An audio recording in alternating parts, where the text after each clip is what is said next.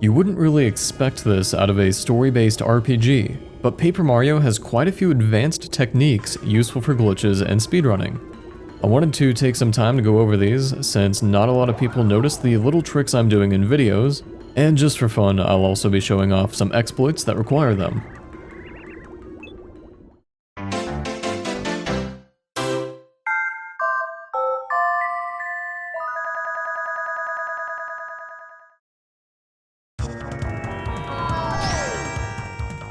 We'll start off with a time-saving battle technique known as quick jumping or crouch canceling, whichever you prefer. So take note of the short crouch animation that Mario does right before he jumps on an enemy. It's hard to say why this was implemented, but you can press A during that animation to skip most of the crouch. Here's a comparison between a crouch cancel and a regular jump. It can save up to around 1/3 of a second, which definitely adds up in speedruns. The timing of that A input is crucial, because it's directly linked to when the animation gets skipped, and the most optimal time is shortly before Mario crouches. If you ever see me play Paper Mario on my Twitch livestream, keep an eye out for this next time I'm doing a battle, since I almost always use this technique, as do many speedrunners. One thing I should point out is that you can mash A in Prologue to get these jumps consistently, but once you have the lucky star, mashing before your jump is not recommended. If you press A right before the input window of hitting your action command, you will fail it, even if you press A again to actually time the hit correctly. Your best bet is just practicing the quick jump timing if you want to do this.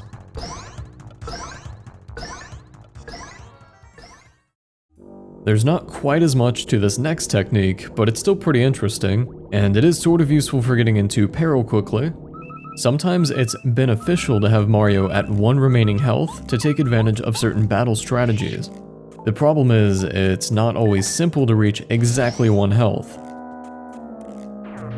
When you encounter any of these Firebars spinning around, you can touch them to take 1 damage on the overworld. The nice thing about these is you cannot die from them even with 1 heart point left. Getting struck by fire is pretty slow though, because Mario is given a few seconds of invincibility. Weirdly enough, you can input the left, right, or down C buttons to cancel this temporary immunity. Ensure Mario is still touching the Firebar, and then simply time the C button input when Mario starts flashing. You'll be down to 1 health in no time, and you can do this in the volcano while waiting for this platform, so if you only have 10 or so health, it won't waste any time to get into peril for the lava piranha fight. This movement option was removed in future Paper Mario titles, but in this game, we can do a spin dash.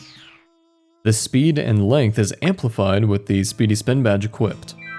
You may notice a small downside with spinning though. Mario slows down to a halt toward the end. If you cancel the end of a spin by jumping, we can at least retain normal walking speed for that down period, which is faster.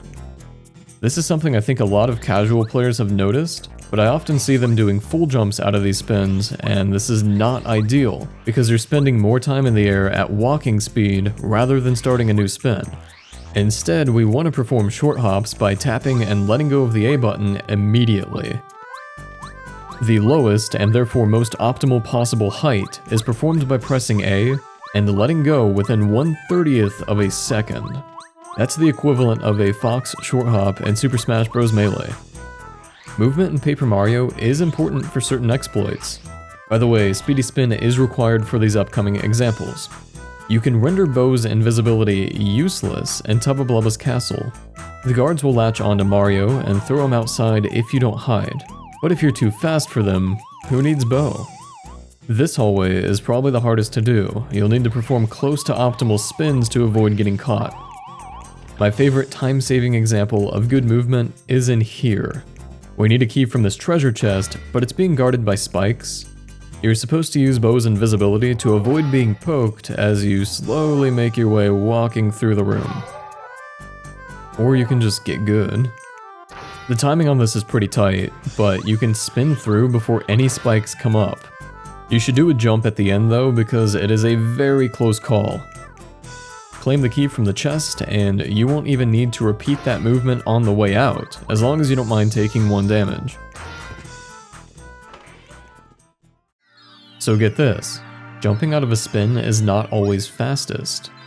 There are different types of ledges in this game, some you have to jump to and others you can walk up. The ones you can walk on are worth keeping in mind, and that's because your spin auto-cancels if you reach them. This is faster than the short hop, and sometimes it's worth spinning slightly out of your way to take advantage of these auto-cancel ledges. There's another anomaly with these, in that you can perform a mid-air jump as you run off them. It's not that noticeable most of the time, but it is a pretty odd property. You just inexplicably jump in thin air.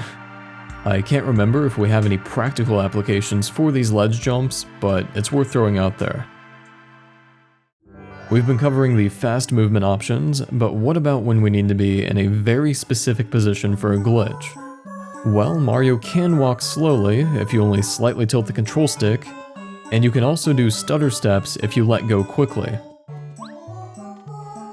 But there's an even more precise method of influencing Mario's position: neutral jumping.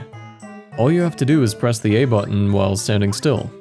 This ensures Mario does not have any momentum carrying him with the jump, and then you can slightly angle the control stick while in midair to make extremely minor adjustments to his position. Just be sure to let go before you land.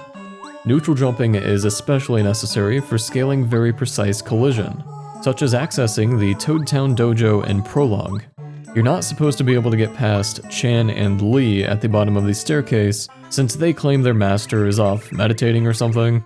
Turns out he's inside the dojo the whole time, and we can challenge everyone without the action command. It's possible to defeat Chan and even Lee, and there is a side effect where fighting them will in fact mess up their prologue positions. After your battle, their positions will have updated to the inside of the shop, and they're invisible if you go inside. They're still more than happy to tell you the master is nowhere to be found. Next technique is spin buffering.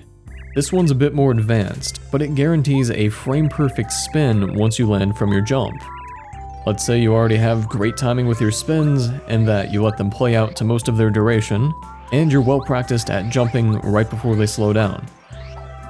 If you input a second spin during the end of the current spin, and that input happens to be within a few frames of a well-timed jump, the game will buffer that spin and use it on the first possible frame, exactly when you land.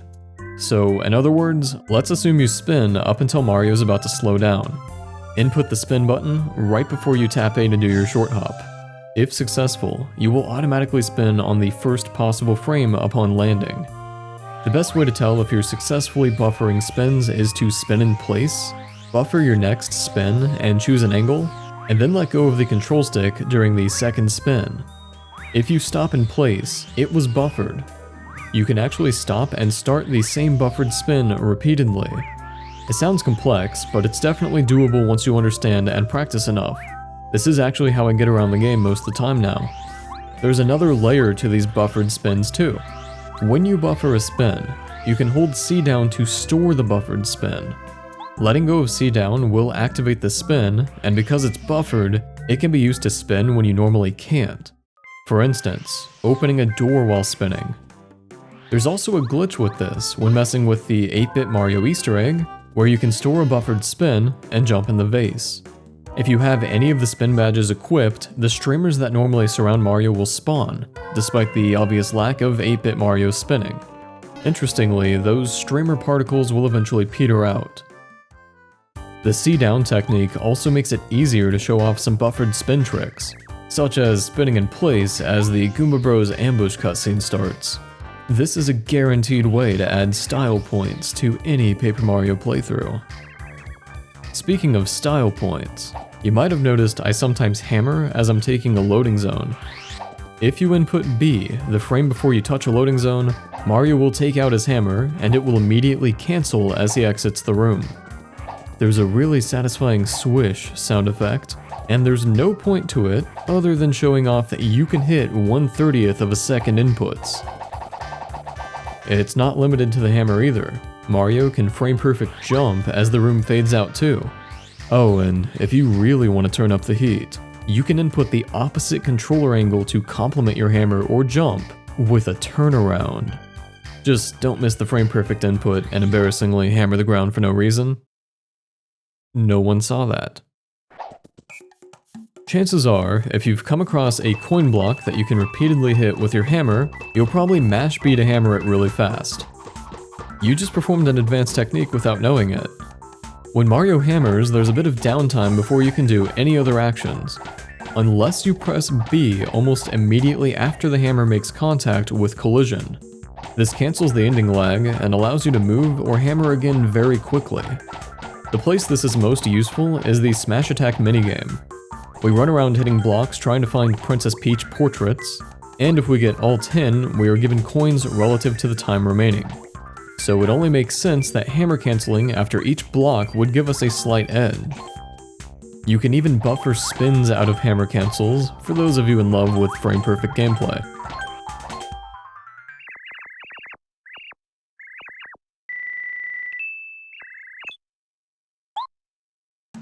I've saved the most advanced technique for last, and this is something you don't even see in world record speedruns, even though it saves time.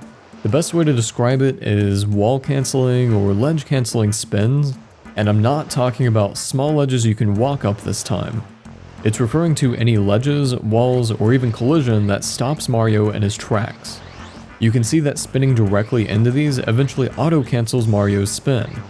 If you hit collision at an angle, you can make forward progress and the spin still auto-cancels, but you end up moving slower due to collision hindering Mario's momentum. But there is a sweet spot. There is a perfect angle where collision pushes Mario forward, which increases his speed, and still manages to auto-cancel the spin. This perfect angle is so precise it's hard to explain with words, but it is possible in basically every room and has resulted in skips where other advanced techniques are insufficient. For example, deep into the volcano, Colorado runs across this room to inform Mario about the location of hidden treasure.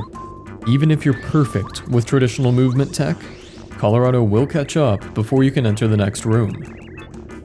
However, angle-perfect wall-cancelled spins provide just enough speed to skip this short cutscene.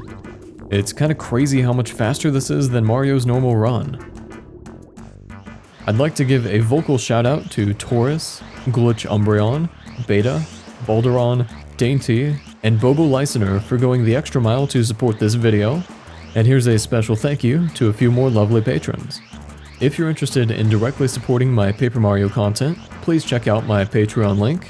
I also want to direct you guys over to my Twitch livestream, since we've been playing a lot of Nintendo games on there recently. Definitely come hang out, it's super chill and we'd love to see you in chat. As always, thank you so much for watching.